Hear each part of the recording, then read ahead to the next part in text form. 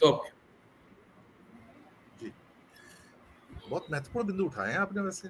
मैं अनिल जी आपके पास आता हूँ। साहू साहब ने कई बिंदु उठाए हैं, आनंद जी ने बिंदु उठाए हैं। अमेरिका में और कई और देशों में जो क्लासिफाइड डॉक्यूमेंट्स होते हैं वो कई साल के बाद उनको रिलीज करने की प्रथा है, भारत में नहीं है। भारत में नहीं है, वो क्लासिफाइड डॉक्यूमेंट्स कभी रिलीज नहीं किए जाते, इसलिए हमें नहीं पता लगता कि पर्दे के पीछे जो सरकारें हैं क्या सोचती हैं और क्या करती हैं, और कभी हमको उसकी जानकारी मिल ही नहीं पाती है क्योंकि ऐसा सिस्टम नहीं है। तो फिर ऐसे में यही एक सोर्स बचता है कि जहां पर लोग जब निकलते हैं तो कुछ सालों के बाद उसको कम से कम कुछ तो रिवील करते हैं कि पर्दे के पीछे कुछ और हो रहा है। मलिक साहब ने एक बात और भी कही थी कि कश्मीर के हालात अच्छे नहीं है। जो पिक्चर आपको दिखाई जा रही है या टूरिस्ट के हिसाब से बताई जा रही है, पीछे के हालात बुरे हैं, क्योंकि मेरी भी हाफ फैमिली जो है वो कश्मीर से ही है। तो पंडित फैमिली तो कोई वापस तो जा नहीं पाई 370 हटने के बाद, बल्कि जो वहां पर थोड़े बहुत थे उनमें से भी कई मार दिए गए हैं, और जो बच गए थे वो भी थोड़े जम्मू में चले गए हैं। तो ये उल्टा पलायन जो है अभी तक चल रहा है, मैं आपको बताऊं। तो ये सिर्फ बड़बोलापन है कि हम पंडितों को बसाएंगे। जिस देश का प्रधानमंत्री और गृह मंत्री बिना 50,000 की सिक्योरिटी फौज लिए और पूरे शहर में कर्फ्यू लगाए बिना एंटर नहीं कर सकता वैली में, वो अपेक्षा करेंगे कि भारत का एक आम नागरिक वहां पर चला जाए बसने के लिए, पंडित फैमिली हो कोई और हो, तो ये कैसे संभव है? तो उसी कॉन्टेक्स्ट में उन्होंने कहा था कि हालात ठीक नहीं है। और बाकी जो इस पूरे प्रकरण के ऊपर आप अपना विचार जो व्यक्त करना चाहें, अनिल जी। दिनेश जी, जो सत्यपाल मलिक जी ने जो प्रश्न उठाए हैं वो देश की दृष्टि से बहुत ही महत्वपूर्ण प्रश्न है, बहुत ही गंभीर प्रश्न है। वो देश जो सदियों तक गुलाम रहा हो और अभी हाल ही में 70-75 साल का कोई समय ज्यादा नहीं होता, हाल ही में आजाद हुआ हो, उस देश में सुरक्षा के साथ ऐसा खिलवाड़ किया जा रहा हो और देश के सैनिक जो अपनी जान की बाजी लगाते हैं, वो नौकरी नहीं कर रहे जैसे हम अपने धंधे करते हैं, वो जान की बाजी लगा करके वहां पे बैठे हुए हैं, खड़े हुए हैं। मेरे परिवार में परंपरा रही है फौज में जाने की, इसलिए मैं इस चीज को ज्यादा अच्छे तरह से समझ पाता हूं।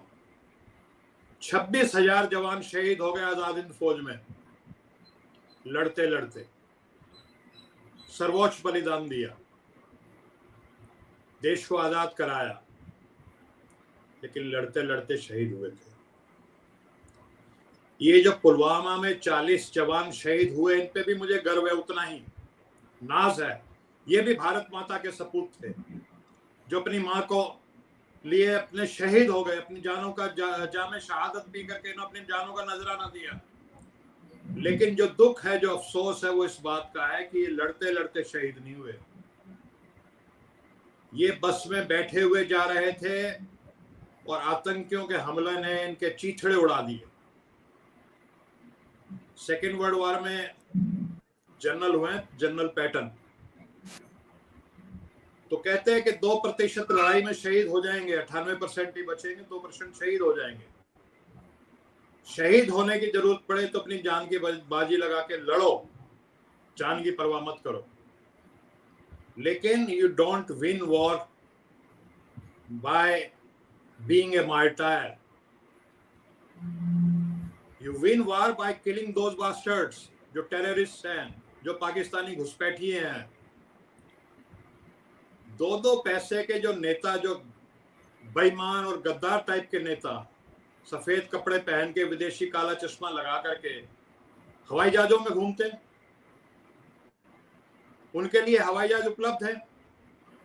सत्यपाल मलिक जी ने भी अब जिक्र किया है कि ऐसे ऐसे नेता हैं जो इनको दिल्ली से मेरठ जाना होता है, मात्र बाई रोड 1 घंटे से भी कम समय लगता है, लेकिन वो हेलीकॉप्टर लेके जाते हैं।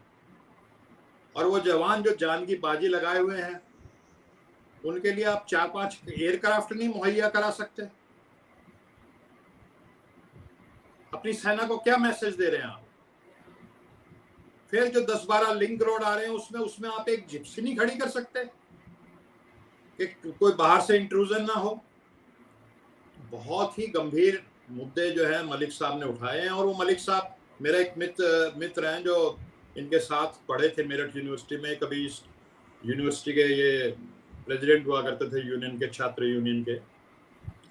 तो ये इनका वो रहा है, लोहियावादी रहे हैं, कभी करप्शन नहीं की, आज भी किराए के 2 कमरे के मकान में रहते, एक फकीर है। और जो इन्होंने प्रश्न उठाए हैं वो जिसको कहते हैं कि जैसे कोई कहानी थी ना जिसमें एक फकीर था, उसने बादशाह जो था उसके सामने कोई बोलता नहीं था, डरते थे, लेकिन वो फकीर आया और बादशाह की सवारी निकल रही थी, कपड़े नहीं पहन रखे थे, सब कह रहे थे बादशाह ने बहुत अच्छे कपड़े पहन रखे हैं, देवता की तरह सुंदर नजर आ रहे हैं। तो एक फकीर ने कह दिया नहीं भाई ये तो नंगे हैं। तो जिस तरह की चीजें जो उन्होंने उठाई है, बहुत ही गंभीर मसलों को उठाया उन्होंने, भ्रष्टाचार की भी बातें उठाई हैं, दूसरी भी कई उन्होंने मुद्दे उठाए हैं, लेकिन जो जवाब है, एक तो जो जिसको मेन स्ट्रीम मीडिया कहा जाता है, 2-3 अखबारों में, the telegraph, Indian express, Hindu में छप गया, लेकिन मेन स्ट्रीम मीडिया से और जो टीवी का जो मीडिया है उस पर बिल्कुल ये चुप्पी है, एक जिसको कहते हैं डेफनिंग साइलेंस है, नहीं बताया जा रहा। और सवाल पैदा होता है लीडरशिप के ऊपर, लीडरशिप को जवाब देना चाहिए। एक शायर ने जैसे कहा है ना, तू इधर उधर की बात ना कर, ये बता लुटे क्यों काफिले, मुझे राहजन से गरज नहीं, तेरी रहबरी का सवाल है, तेरी लीडरी का सवाल है, और तेरी लीडरी पे मलाल है, जवाब दो। तो सरकार को जो मुद्दे सतपाल मलिक साहब ने उठाए हैं उन पे अपना रुख साफ करना चाहिए, जवाब देना चाहिए। और अगर वास्तव में हमारे 40 नौजवान देश के जो शहीद इसलिए हुए हैं कि उन्हें 4-5 एयरक्राफ्ट की जरूरत थी, वो उनको नहीं मिले, तो ये बहुत ही दुख की बात है और हमारे लिए बहुत शर्म की बात है। जी दिनेश जी।